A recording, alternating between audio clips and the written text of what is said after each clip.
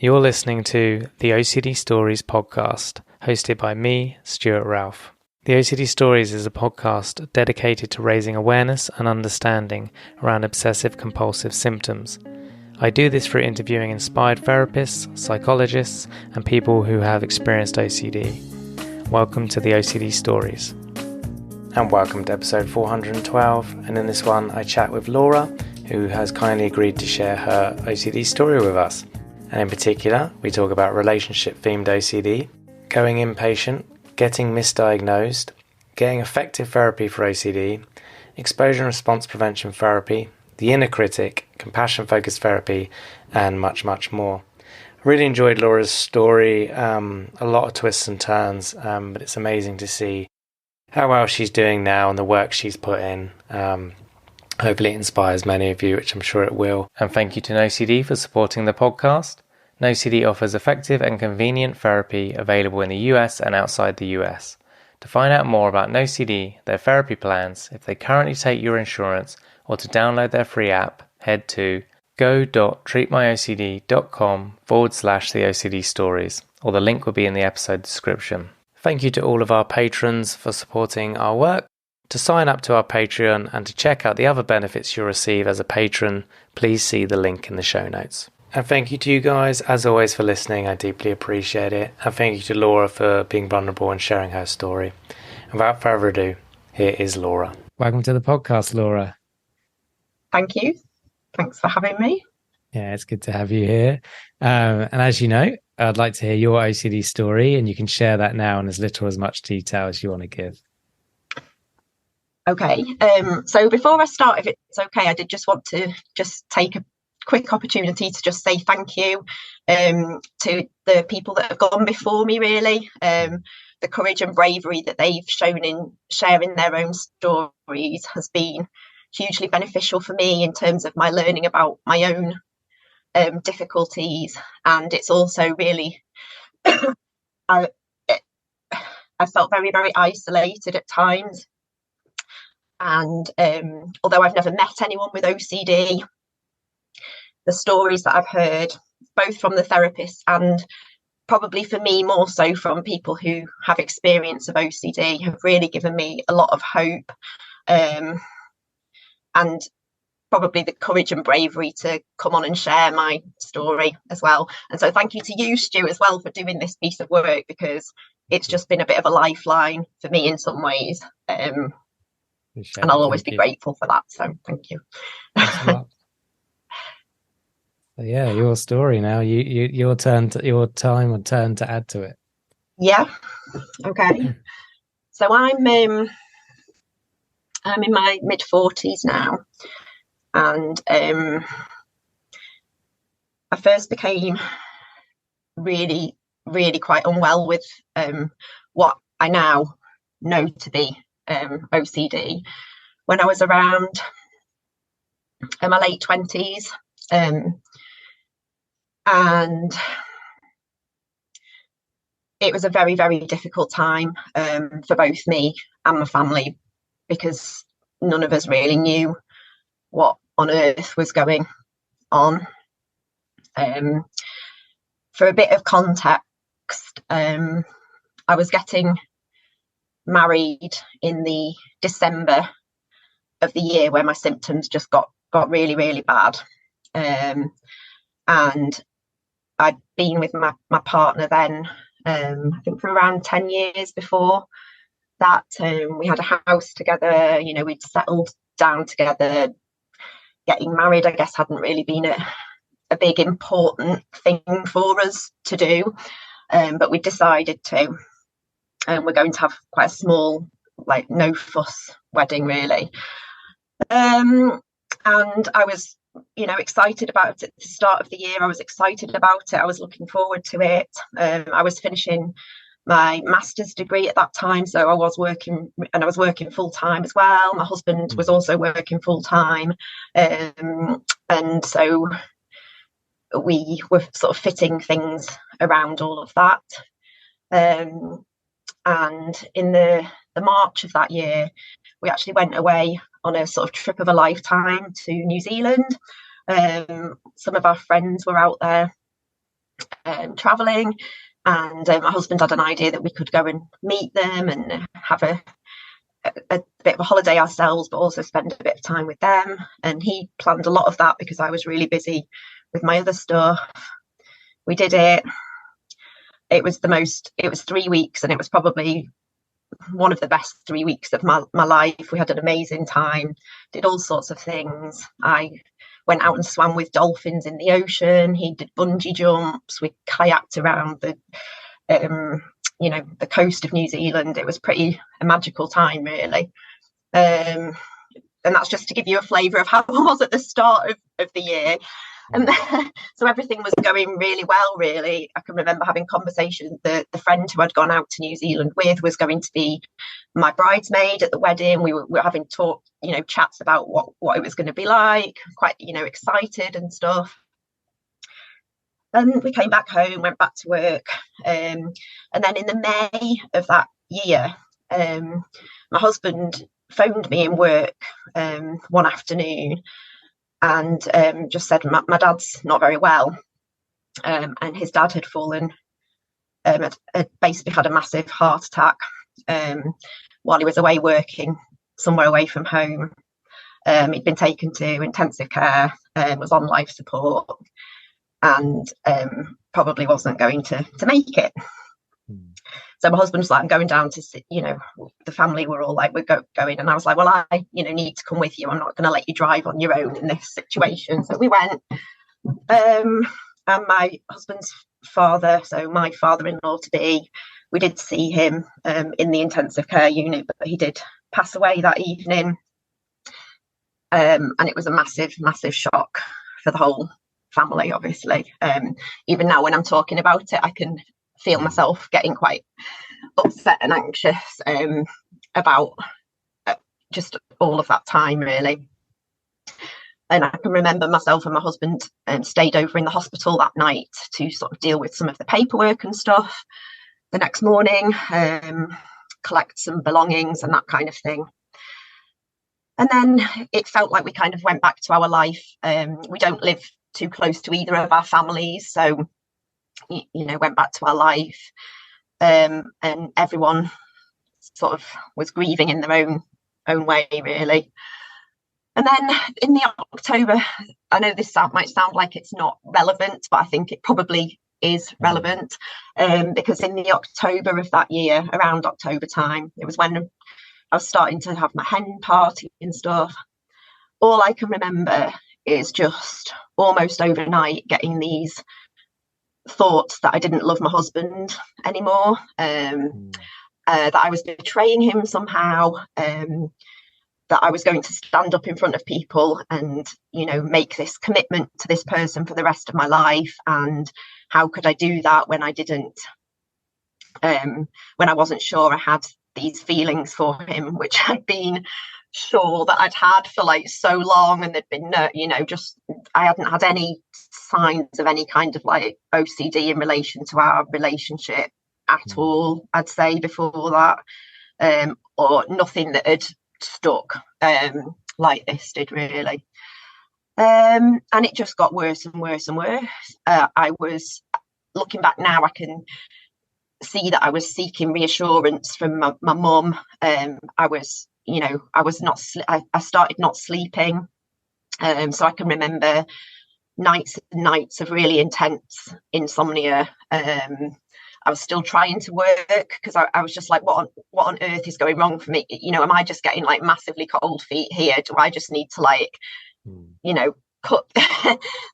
call the wedding off, move to Scotland, live in a bothy on my own and just like sort myself out? It was just, and I can't actually really talk that much more about that time because it was just so horrible.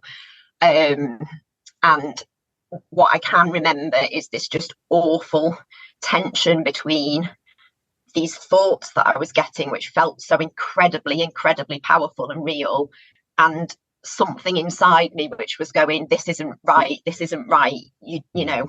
And I was wanting to come home. I was still wanting to come home to my husband every night, and I was seeking reassurance from him as well. And I was coming out of work and phoning my mum at lunchtime and being like, it was just awful. And so that kind of like went on and on and on. I did get married. It was not the best experience of my life, shall we say, but I did it, and we're still married now. Some like, oh my gosh, 27. I don't even. Sorry, my maths isn't very good. 15 years later, we have a son together, who's now just turned 12. And we're generally, apart from when my OCD gets in the way, really happy and just living, a good, as good a life as we can together, really. But yeah, so that's where it just kicked off. So I guess it's like what you'd call relationship OCD. I don't know. I'm a bit kind of like, I know you can have, people put different labels onto different themes. But what I seem to have learned through my experience is that it's the underlying mechanism of the OCD, the theme almost I don't say it's irrelevant, because I do feel like there's probably some reasons why particular themes resonate for particular people, but it's not the underlying process can attach itself to anything that's important, really, really important to you in your life, basically. So for me, unfortunately, it was my relationship with my husband at that time, which is one of the most important thing to me, was for years and years before it all happened, still is now. And what's happened since that time is that the OCD's morphed, so it's picked up on other things. So I had a difficult time when I was pregnant. I had a really difficult time, not straight after the birth of my son, but when he was around 5 to 6 months old. But I've had some strong themes around sort of work and other relationships. So not just my relationship with my husband, but relationships with colleagues, with family members, that kind of thing. And with my son, there was this huge fear of somehow passing my what I saw, I think at that time, as my badness, like this bad brain that I had, on to him, which obviously is just an awful situation to be in. Again, when you've got this precious little thing that you love more than anything in the world, but you're having these, you're scared to be a mum to them, and that you're going to damage them somehow just by being there. By osmosis almost, or through genetics, that there's something inherent in me. So that's it. And the OCD has affected my at those times, since I was around 29 to now my mid 40s. It's had a massive impact on my functioning. I've had to have big chunks of time off work because of it. I've been admitted to inpatient mental health units more times than I can remember, to be honest. Definitely more than the fingers on one of my hands times. And up until only 2 years, I don't think it's quite 2 years ago now, I was told that I was suffering with severe depression, which undoubtedly I was. And I challenge anyone that has experienced OCD to the level, not to the level that I have, but just to not have also experienced some level of depression, because it's so completely debilitating. So yeah, So yeah, up until a couple of years ago, I was told I had depression, severe depression, which never sat comfortably with me because I'm not generally a depressive kind. I don't generally have a depressive kind of outlook. And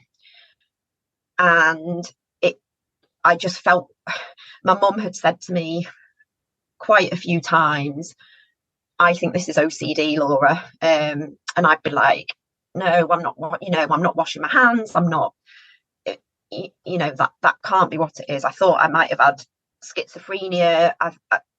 They also once, at one point, said they thought I might have had borderline personality disorder. And I think my mum had a bit of an argument with some of the medics about that, actually. And that was, they decided that wasn't the case. Yeah, been put on all sorts of different medications, antipsychotics, antidepressants, pretty strong antidepressants. They had me on venlafaxine, really high dose at one point. Yeah. So it's been very difficult. Yeah. Found it. Absolutely. So this was so it took them quite a while to give you the correct diagnosis. Well, I don't think they've ever given me the correct. The NHS has never given me the correct. Well, no, it has not. Sorry, that's not fair, because it is through the NHS that I've now had a diagnosis, but I had to fight for that myself. I was trying to think about this when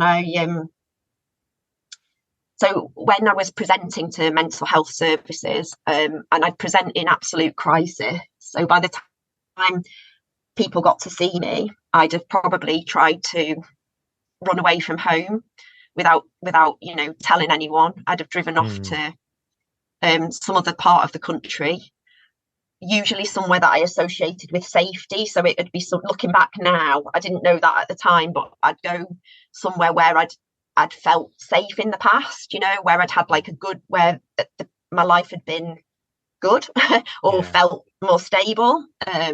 So I drove back to my university town one time.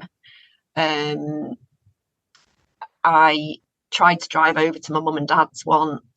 I've run out of the house barefoot and just like hidden in people's gardens and stuff. And if you knew me, that behaviour is so uncharacteristic of what it's so not, my status quo, if you like. To worry other people, my family, that's the last thing I'd want to do. But I guess it showed the level of distress that I was in. So I've been picked up by the police before. I've been to the 136 suite. I've had quite a few experiences through this, and a lot of contact with statutory services. And yeah, they never. I don't know what they thought was going on. Sometimes I think they just thought, this woman's just, lost it, which makes me really, really sad and really, really cross, because I'm an intelligent, hardworking, insightful person. And I was saying, and my parents are as well, and we were saying, we think there's something else going on here. We think, this might be OCD. So my mum has used the words OCD with psychiatrists, mental health nurses, mental health social workers, crisis team.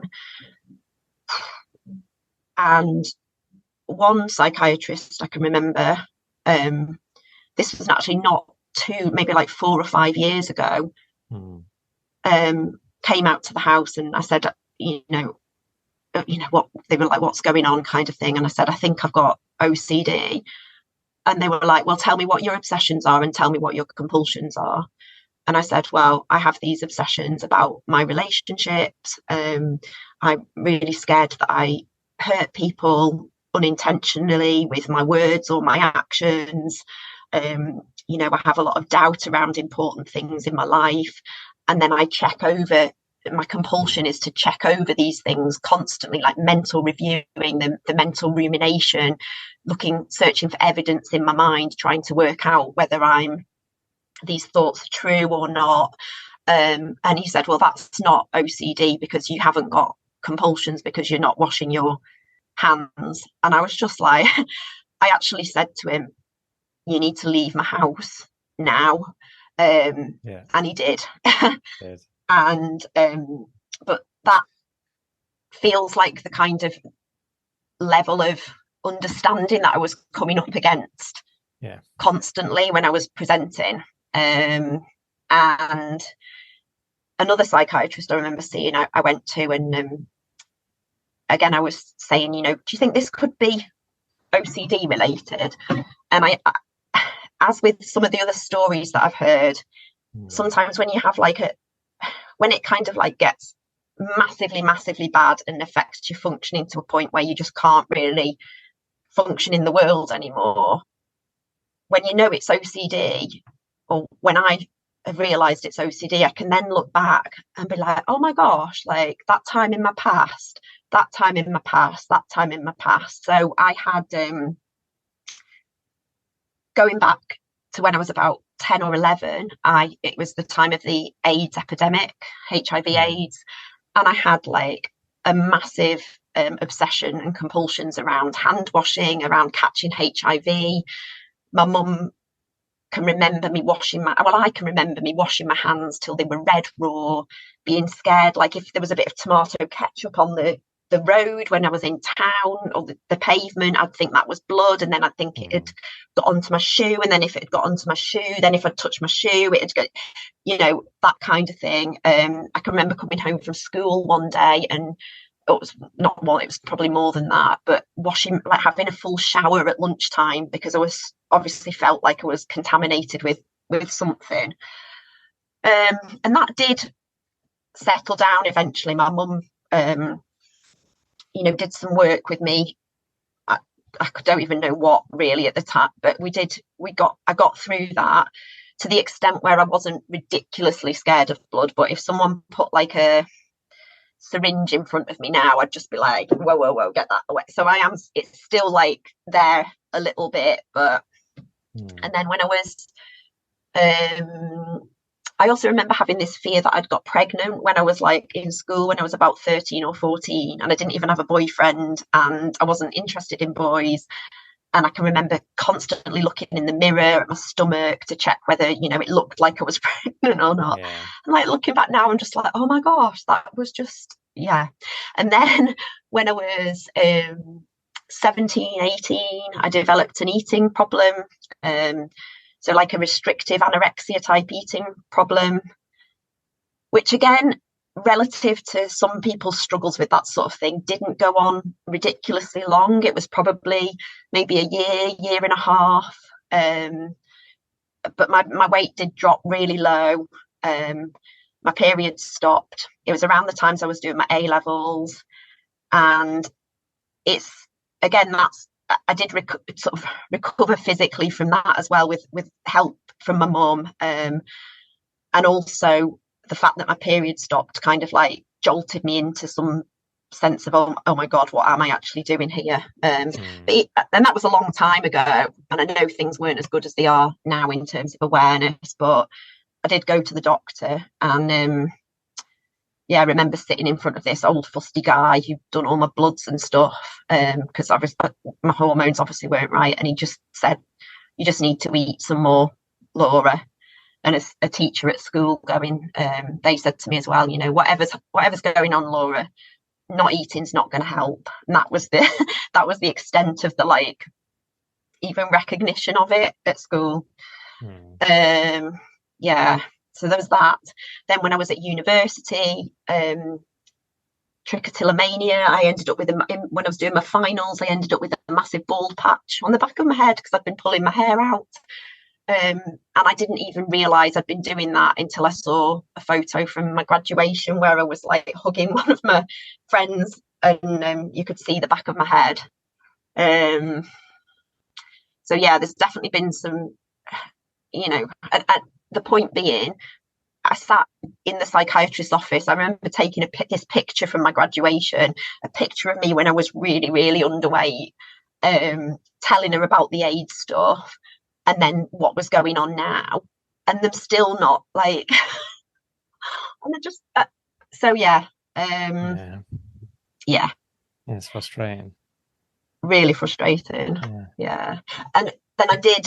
So what happened in the end was, I can't remember what triggered me to do this, but I got in touch with OCD Action a couple of years ago now.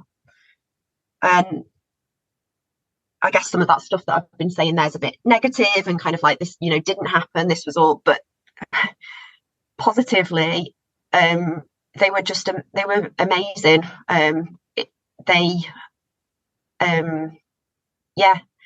They gave me some really good advice. Obviously they can't say to you, yeah, you've got OCD, but they did help me to gather a bit more strength to advocate for myself.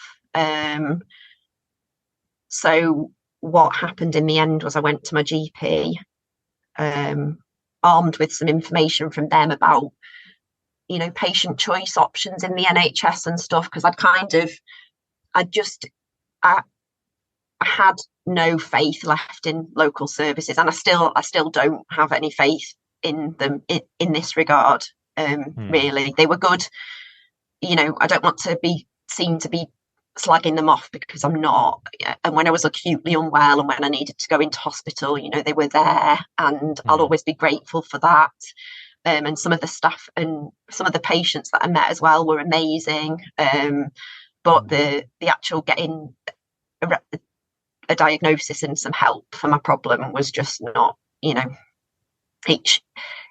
shouldn't be left to be in crisis before you get a bit of help, and then the acute crisis gets dealt with, and then you get shoved back out into dealing with whatever you were dealing with before, maybe with some pills to take. I just don't think that is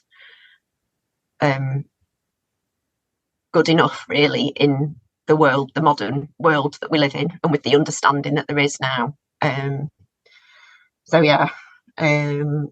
went to see my GP, who, to be fair, again, although they have been able to support me quite minimally, have been, one GP in particular has been really good with me, and respectful, and they filled in a patient choice referral for the CADAT service at the Maudsley in London, and that got sent off, and then eventually I got assessed, and then I was put on a waiting list, and then earlier this year, so I think it was like May time,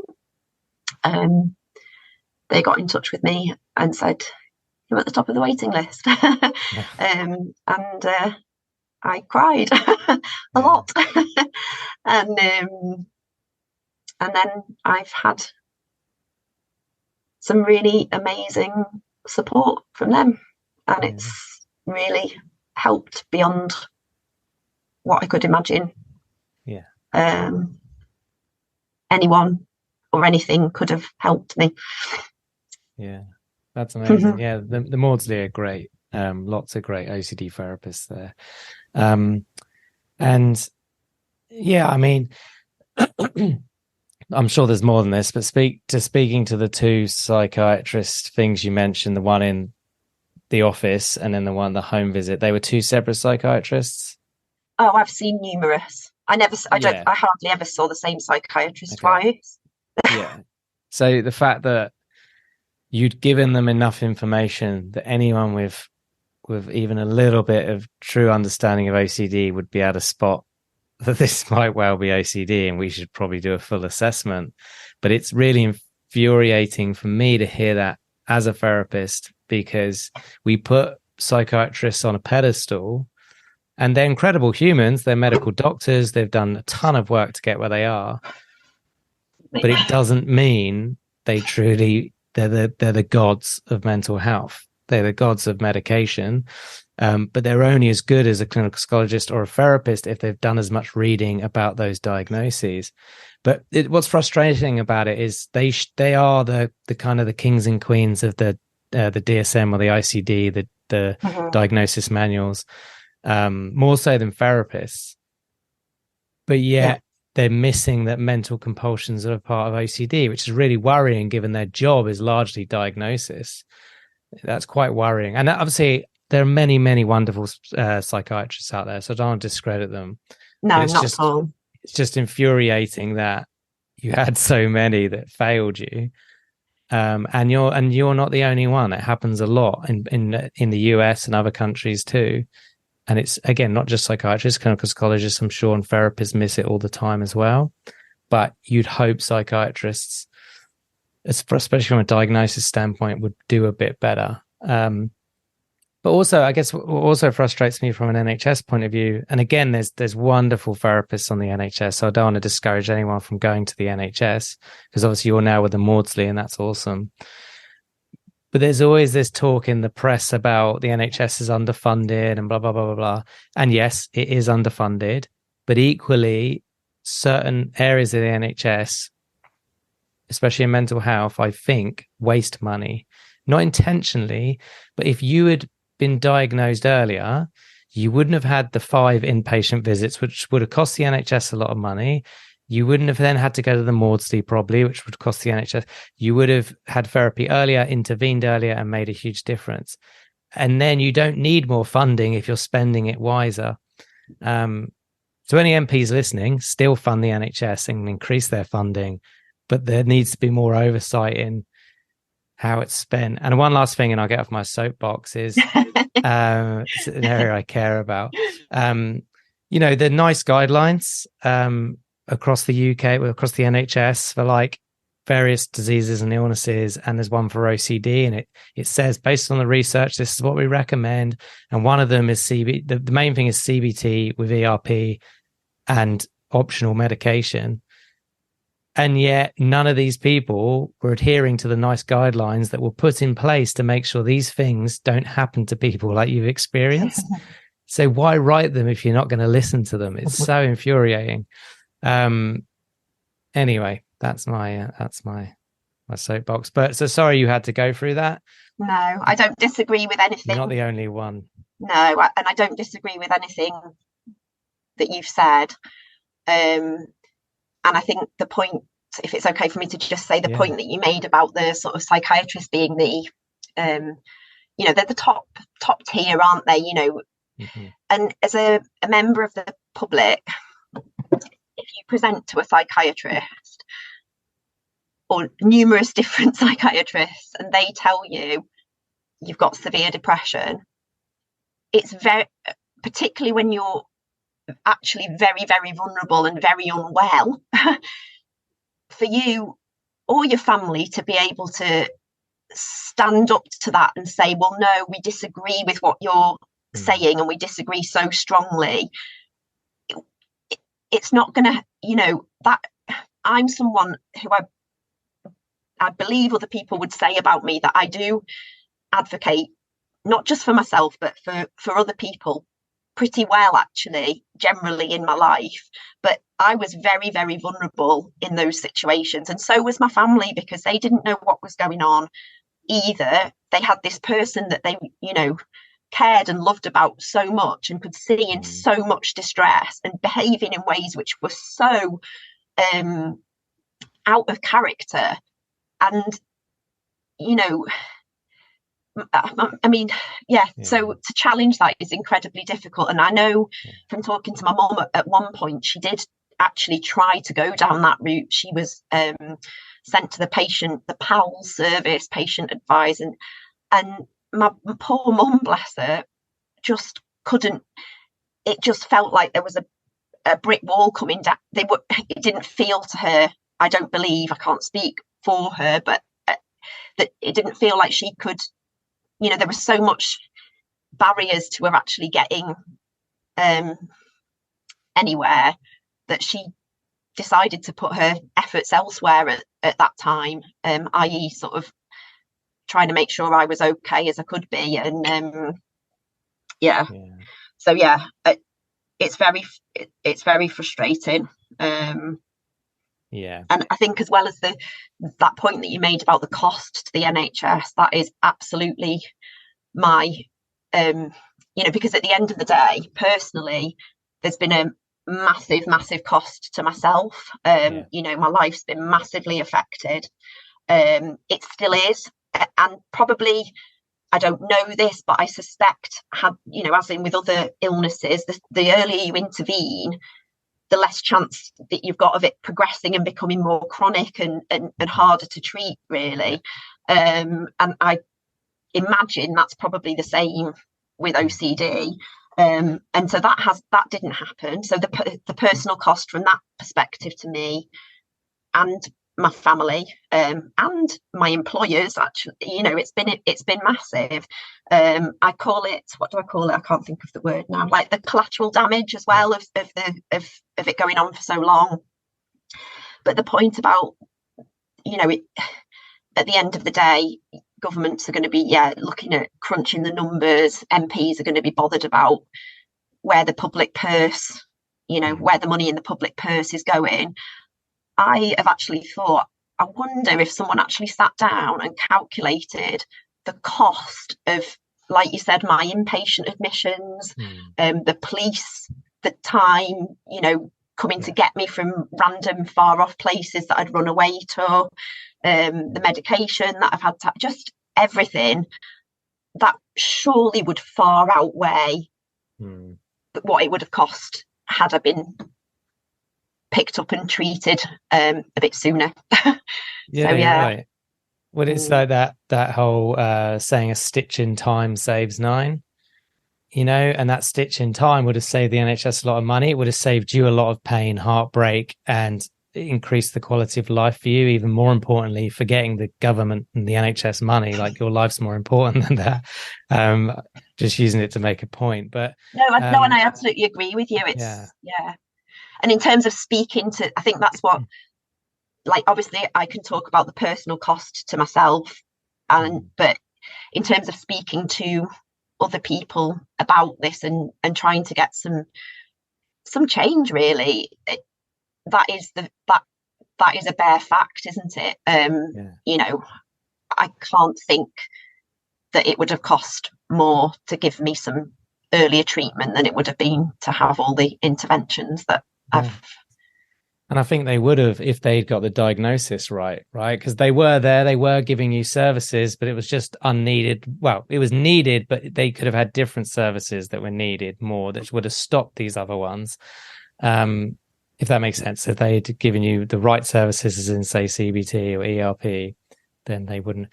But I think, again, just on the money thing, it's not about that. I just really annoys me, this whole underfunding thing. And it's like, you've been out of work for long periods of time because of OCD, right? Which is understandable. And I'm glad you looked after yourself in that way. But from a government point of view, if I was an MP, I would be thinking, well, hang on a minute. If we gave her the right therapy, she would have been in work more. She would have paid more tax. That would have funded the NHS even more. It's so we're hurting people and we're hurting tax, which helps the NHS. So we're hurting more people because the NHS is underfunded. It's just this horrible cycle. Anyway, it really is. Just to clarify, because I kind of went off on the nice guidelines without giving the context, because not in your story, I don't think, but I've heard many times people on the NHS have been given like general counselling for OCD, and they'll go through several rounds of that over several years, costing however much, and then eventually they go, oh, actually what you need is CBT with ERP. I've had that as well. I've had plenty of I've had plenty of stuff like the DBT, just unhelpful, and actually CBT without the ERP, it actually just made everything worse. It made it worse. My symptoms increased massively, and it was just awful. Well, that's it. So if they had read which they should have read the NICE guidelines, they would know actually what she needs.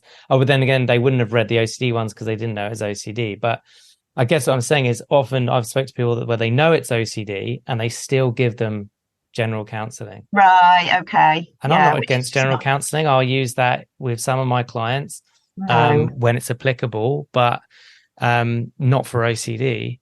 And so I guess just to anyone out there, like in your situation that's listening to this, obviously speak to OCD Action, OCD UK like you did, but then also go check out the NICE guidelines. You can find them on OCD UK and maybe OCD Action. I'll put a link in the show notes, and you can take that to your GP, to CAMS, to the adult mental health services, and say, no, this is what the NICE guidelines say. I demand this.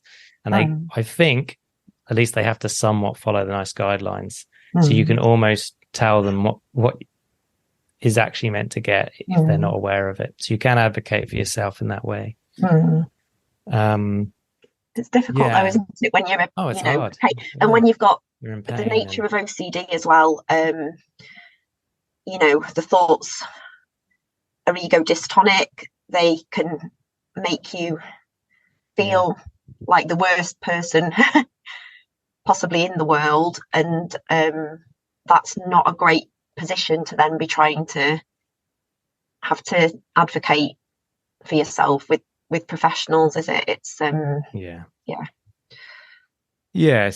look, obviously, sorry it took so long and you went through all of that, but I'm sure you sharing that is going to help someone in a similar situation to you, or many people listening to this, go to the NHS and now demand the right therapy, or ask nicely but firmly.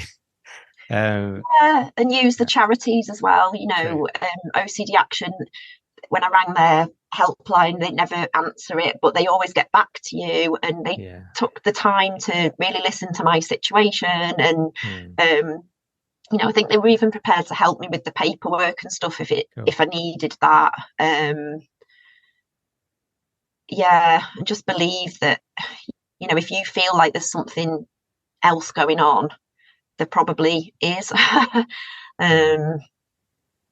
Really good point.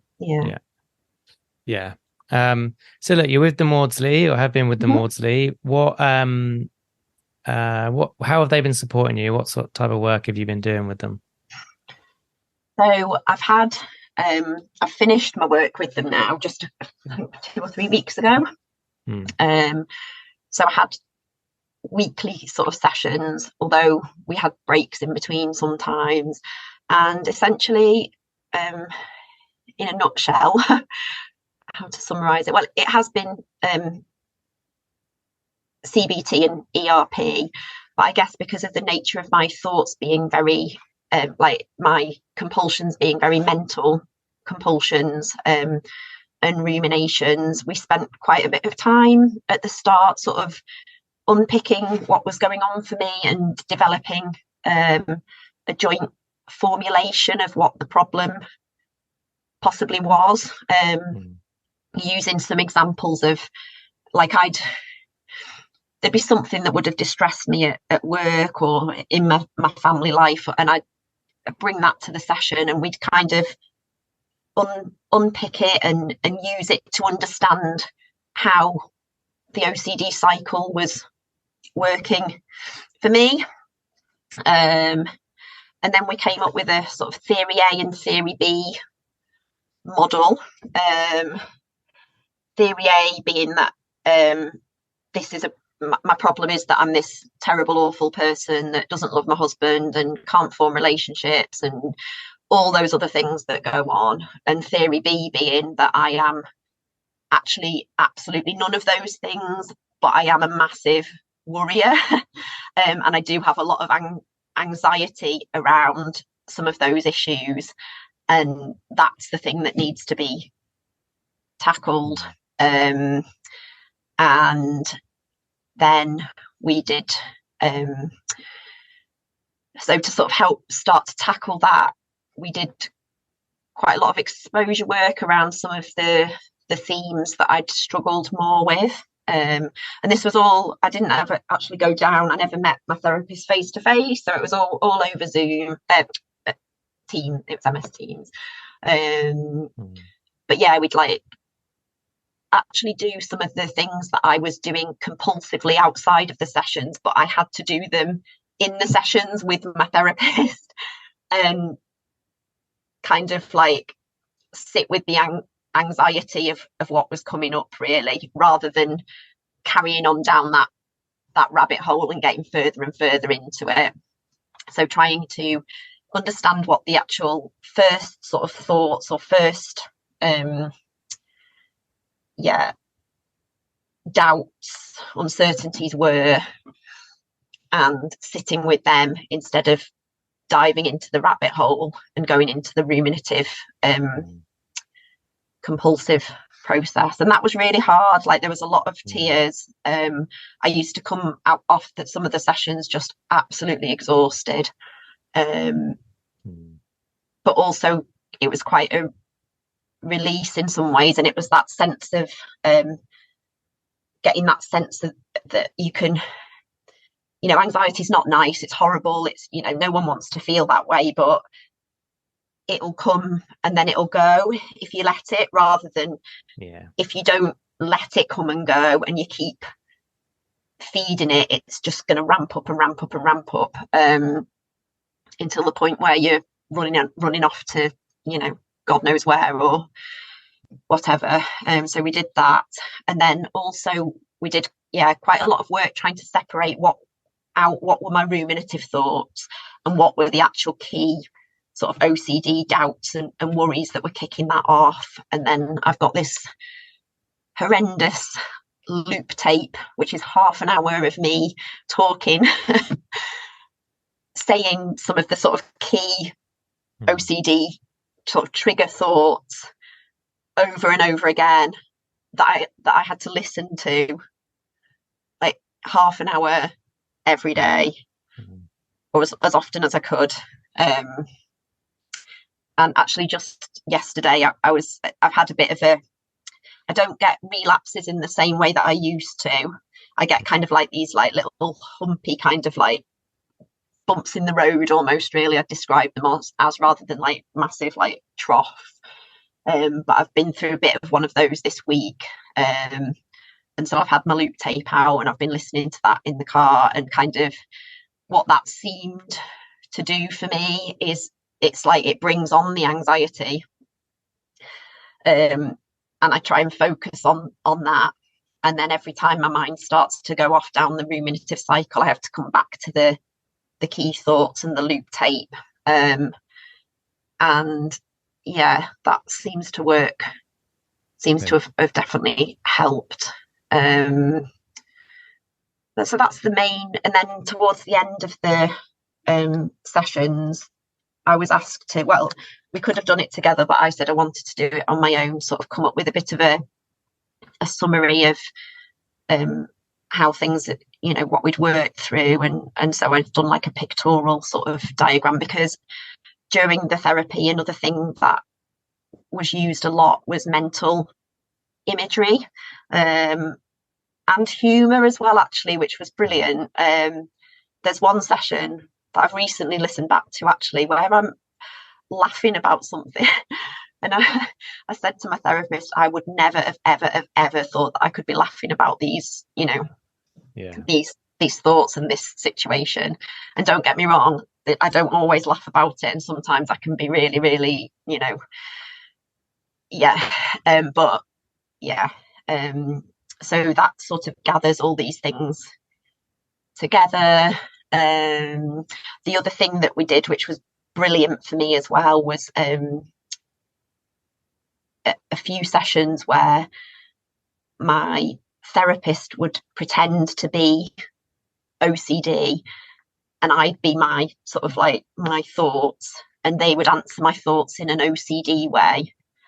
And then they would be answer it in a non or an anti-OCD way, basically. So if I come and said, oh, I've got, you know, this worry and an OCD would be like, well, yeah, that sounds like a really bad worry, and I think maybe you need to think about that a bit more, and maybe you need to go and Google it and, you know, do some research on that. And then the other way would be me going, oh, I've got this really worrying thing that's really worrying me, and my bit of my brain going, well, yeah, but I've got, you know, the casserole to cook, I've got my lawn that needs mowing, I've got other things, other priorities, so I'm just going to leave you where you are for now, go and do these other things. And then we did it the other way around, so I had to be the OCD and the anti-OCD way, and that was like a real, doing that exercise was like a real turning point for me, because it really showed me that the engagement with the thoughts just made it's, you know, the conversations where OCD was engaging, the conversation went on for, you know, it could go on for as long as you wanted it to, whereas actually that sort of more neutral reaction, eventually it runs out of steam.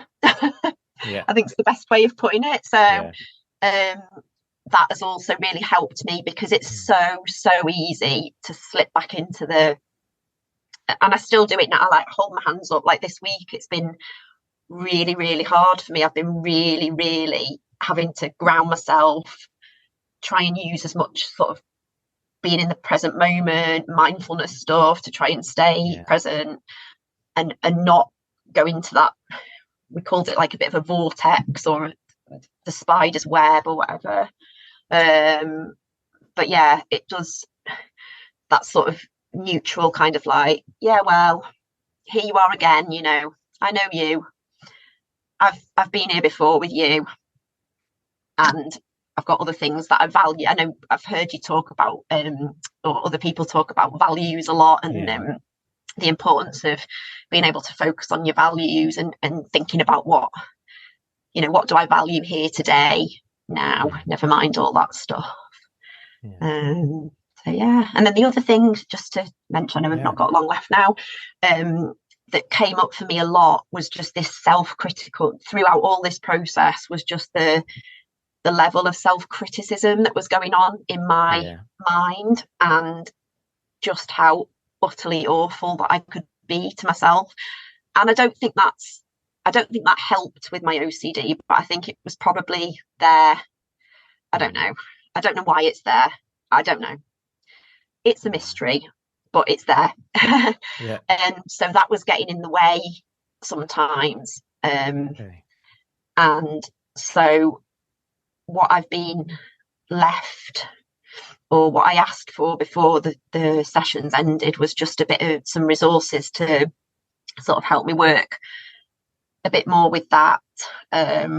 So I've been recommended a workbook, Compassionate Mind workbook, and I'm just sort of working through that at the minute. It's a lot around mindfulness and grounding techniques, and trying to understand why the way that our brains do work a bit more, really, and how they can work with us or against us. And I'm probably not talking very eloquently about this, because it's something that I'm still just working. I'm just working my way, through. But the ability to beat myself up. And what they did to help me with that was ask me to put myself in, imagine I was talking to my son, and he said the things that I was saying to myself to me. What would I say back to him? And that really, I try and do that. If I feel like I'm really starting to go down that path, I try and think of what I'd say to a good friend. My son seems to be the most powerful image that I can use to help with that. So well, I'm glad you shared that, because I think the Maudsley, from what I gather, are using more compassion focused therapy as well. And obviously the workbook you mentioned, I think, is by Paul Gilbert. It's not but I think it's based on Paul Gilbert's work by Elaine and Chris something. Sorry, I've not got it with me. No, that's okay. Well, I'll put the link in the show notes. Okay. Because The Compassionate Mind is Paul Gilbert's book, and then the workbook maybe was written by some of his people. But yeah, so it's great that you've resonated with that, because I think, well, we all have the inner critic as humans, but for some people it's way louder, and what they're trying to do there is, and you're doing when you do it, is raise that inner compassionate voice and change that dialogue in your head, which just makes everything kinder and easier and softer. But yeah, really good summary of your work with the Maudsley, like really good recall there. It shows you've put in a lot of work, and the Maudsley were clear when and how they put it forward. So that's awesome. They were, if I could just, they were so respectful of me. They were so insightful. They listened. I really felt listened to, and like that we were a partnership working together rather than a professional and a patient. Obviously we were a professional and a patient, but it felt that my my input was and my insights was as important as their professional knowledge and skills as well. And I'm just so grateful that they're there. I would not be, I don't believe, sitting here speaking to you today about this were it not for the help. I don't know where I'd be, to be honest. So it's amazing. I know it's not the only service. I know there's other people like yourselves, and there's other great work that's going on, in other areas as well. But I'm just for the so NHS, they are really good. They are the pinnacle of the NHS, in my opinion. Awesome. So glad you got to go there. And so words of hope for anyone listening, what would you tell them? I didn't actually just that there is hope. There's so much out there. There's so many people who are so brave and courageous in speaking about their difficulties, and if I honestly believe, like when I was really, really unwell, my OCD was so bad. I have not wanted to be here quite often. I didn't see any point in going. Sorry, I'm going to get a bit upset now, but that's okay. I didn't see any point in going on if I was going to have to live the way that I was living. It felt like everything was being taken away from me, and I had no control over what was going on, and no one could help me. And I was so alone, and my family were also really struggling. And it didn't need to have been like that. There's so much strength in the OCD community. Like I said, I've never met anyone with OCD, but I feel like I know a few people through just connections online, and some of the stuff that I've accessed has been really helpful. And actually, I don't know whether I'd be saying I don't know. I've heard people say before that they're kind of like glad that they've had OCD and I don't know whether I feel like that, but I definitely feel like I'm starting to appreciate that having a brain that has tendencies towards OCD means that you've actually got a pretty special brain in some ways, and there's huge strength in that. And once you can start to work with it, it actually brings a lot of light and creativity and all sorts of things into the world and to the people around you. So appreciate yourself. Good message. And if you could pick up the phone and call the 20-year-old you, what would you tell her?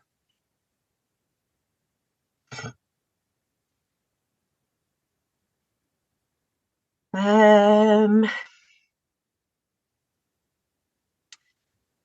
20-year-old me was in my second year at uni.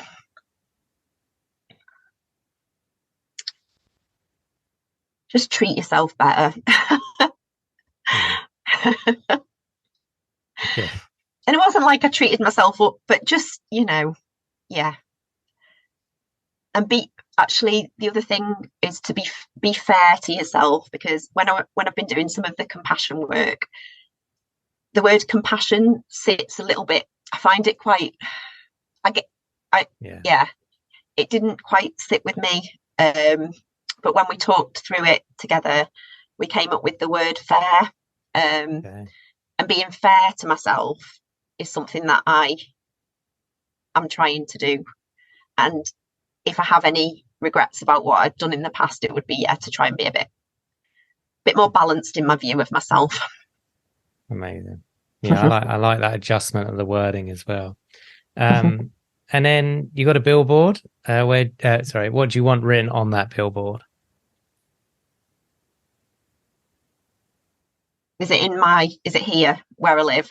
Wherever you want it. Yeah, let's say it's where you live, actually. Yeah.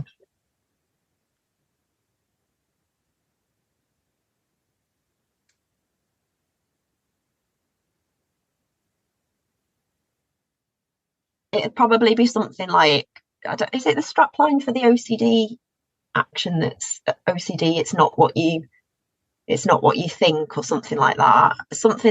Because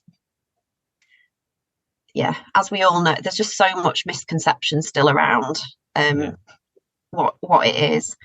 Someone in the office the other day said to me, "Oh, you're going to switch that laminator off, Laura," because I was laminating something. And I was like, "Oh gosh, I'd forgotten I had it on." And she went, "Oh, I'm just really OCD about electrical equipment." And I was just like, okay. But seriously, I think that's a huge barrier to getting help, because you don't, so that's it. Yeah, true. Very true. Lastly then, anything else you wish you could have said or shared today? The only other thing that we haven't, well, not the only other thing, but one thing that we haven't talked about, and one thing that was also quite missing from my experience, was any support for my family. And again, we got a bit of that through the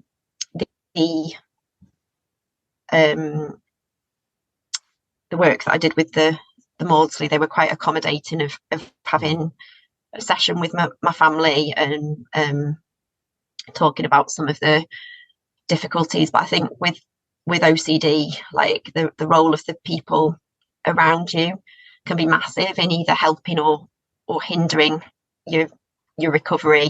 And myself and my husband can still now get into unhelpful patterns of behaviour when things get a bit ropey. And he hasn't really, bless him, he's stuck, he hasn't had he's had no support apart from that, really. And I think it must be, so don't forget about the family. Yeah, true. Yeah, really important. That's a good point. Well, look, thank you so much for being open and vulnerable and sharing your story. It's inspired me, and I'm sure it will inspire many other people. Thank you. Thank you for having me on. I'm glad it's actually been a bit of an exposure doing this today. So Good job. No compulsions now. That's the last bit. Yeah. Okay. Thank you for listening to this week's podcast. And thank you to our Patreons who helped make this episode possible. And if you would like to find out more about Patreon and the rewards and benefits, then there will be a link in the episode description. If you enjoy the OCD Stories podcast and would like to support us with a one-time tip/donation, please go to theocdstories.com/support. All tips, no matter how large or small, are greatly appreciated. Please subscribe and rate the show wherever you listen to the podcast. And thank you to NoCD for supporting our work.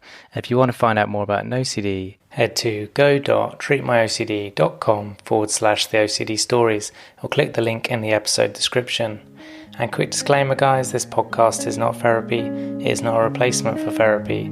Please seek treatment from a trained professional. And until we speak, take care.